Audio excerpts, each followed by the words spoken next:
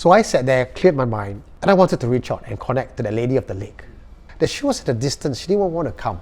Like, the sense I get was, you're not worthy.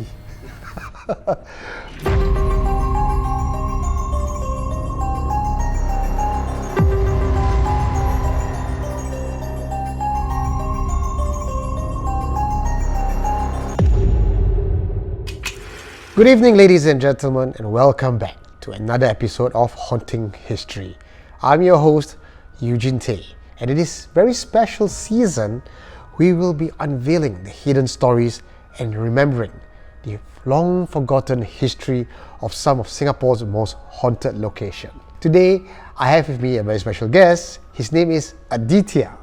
Hi Eugene. Okay, for me basically I do martial arts, various forms. Then because of that, I'm being introduced to the world of spirituality.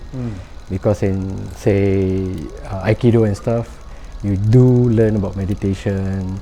In every art, there's different practices, both physical and spiritual, so that we are more mindful in what we do. I know more stuff about you that I think tonight, in this episode, it will organically just emerge on its own. Because I'm very keen on hearing some of the insights that you have about the place that we will be covering today, and that is Keppel Reservoir. Keppel Reservoir, which was once a reliable water source, is now today a place of mystery, tragedy, as well as talks about sightings of the paranormal kind. At first glance, Keppel Reservoir looks like an overgrown, serene oasis, but below the surface, apparently, there's restless spirits who are pulling people down to drown them, taking lives along with them. Let's take a look at the history of this very place. Keppel Reservoir, believed to have originated sometime in the late 19th century and named after the Admiral Sir Henry Keppel, a notable figure in British naval history. Initially, it was used as a water source and is one of the largest 3 reservoirs in Singapore back then. Again, this is in the 1800s. Back in 1906, Keppel Reservoir was water source for an hospital as well as a nearby village. From 1930s to 1940s, it was converted to a swimming pool because obviously the content of the reservoir was not enough for the growing population. And that's when the first tragedy struck. On April 2nd, 1936, the Battalion Middlesex Regiment arrived in Singapore, escaping the harsh winter of England. Just 5 days after their arrival, Private Alfred Birch and Private Francis Hubbard drowned in that very reservoir. And since then, the reservoir was closed from swimming, and all other soldiers were advised not to go near that pool of water. Tragedy struck at the reservoir once again in 1948 when a 17-year-old boy, Chew Teck Pin, drowned shortly after swimming there with 2 friends. His death was classified as a misadventure and signages were put up prohibiting other people from swimming there with a large danger sign. As Singapore progressed, Keppel Reservoir was erased from memory as well as the map until 2014 when local media and the National Heritage Board rediscovered it. And since then, thrill seekers, paranormal investigators have all gone down to check the place out, digging up the memories of the past and saying that somewhere beneath that water are restless spirits looking for their next victim. And that's where we come to you, Aditya. Do you think Keppel Reservoir is haunted? For me personally, hauntings or a place that is so-called haunted, there are a lot of factors. Depends on how you view that subject, right? Okay. So for me, when I go to such places, my aim is actually to go back to nature, grounding. For me personally, I've not experienced any hauntings there, but more towards calmness. In that Keppel Reservoir, on that hill, I get a sense that the kind of energy from that place is really not from this world. Do you sense that as well? Yeah, I do believe in portals and stuff. Yeah. So maybe historically, because there's a shrine there, Raden Mas, right? Shrine, yeah. So in the olden days, when the kings set up the palaces, right, they would set up above the hill to oversee the surrounding, especially the sea and stuff. Yeah. So my belief is maybe the place is rich in history of the past, right? And that water source, if it was a normal swimming pool, it would be dry up, right? So I guess the water from there comes from natural spring.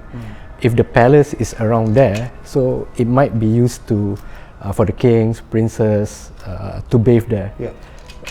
In the olden, but historically we have no records about it, right? I mean, even when we were studying about Keppel history, there was no records of how the reservoir was created. So it could very well be a natural spring. So how I got to get in touch with you again recently was because we went to Keppel Reservoir to meditate. Check out this video that we were there and I was meditating. So I'm going to share with you what I felt. So I was seated there. And you led in the offerings, we had milk and rice, because that was what was told to Murali the last time we were there, to make the offering. So I just came along lah, right? So I sat there, cleared my mind, and I wanted to reach out and connect to the lady of the lake. But I didn't get to connect to her. I didn't even see her, but I kind of felt, whether maybe that's made up in my mind because I wanted to see her all the time, that she was at a distance, she didn't want to come. Like, the sense I get was, you're not worthy. But what was interesting is, there were other nature spirits that kind of led me on an astral journey around the area, like a little walkthrough. So I did not feel unwelcome. I feel unwelcome, but your area of play is just here at this sandbox. You don't get to go to where the Putri is. We talked about a shrine around the area, Radin Mas. There is also another shrine, or more like a burial ground, somewhere near Keppel Reservoir. Yes. And that shrine belongs to a Japanese engineer, which, according to history, from what I can find, has no reason to be there. He wasn't a high-ranking general, he wasn't anything special, he didn't build anything monumentous for him to be celebrated in such a way. But yet, there's this one Japanese shrine right up there on Keppel Hill. I cannot explain. You have any idea of its history? Maybe if we study how the Japanese would commemorate their comrade, right? Maybe he did something during the wartime that was honorable. So that's why maybe they built that specific shrine for him. Because according to what I found in the documentation here, it says Komoto Ekesa, a Japanese engineer who died in 1942, was stationed in Singapore reportedly due to overwork. And the Imperial Japanese Navy honored Komoto's dedication by constructing the tombstone facing Keppel Harbour. You think that's a likely story, or that's a cover-up for something else? It's hard to say. So I would go with the Japanese style of how they commemorate a person, right? If he's a hard worker, so they decide to build for him that shrine, then we'll go with it. Because, you know, Japanese are hard workers. So which is why having just this guy dedicated for working long hours and having a tomb dedicated for him seems to me out of place. Like something doesn't quite match up, but I have no idea what it is. Despite its dark history, Keppel Reservoir offers us a fascinating glimpse into Singapore's history. Keppel Reservoir stands as a reminder that not all Singapore stories are about progress and development. Some places hold on to their ghost, tragedies etched into their landscape. And as always, we advise caution to those who dare to explore these haunted places. Whether you believe in the supernatural or not, Keppel Reservoir is a place where history and mystery collides. And that brings us to the end of this episode of Haunting History.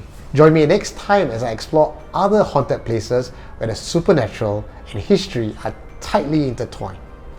Until then, stay cautious, stay curious, and remember, sometimes the past refuses to stay buried. If you have enjoyed this episode of Haunting History, don't forget to like, comment, share and subscribe. The Putri that you all saw, pretty not? Pretty Introduced to me lah. That's why when you came, she did not come, bro. Alamak.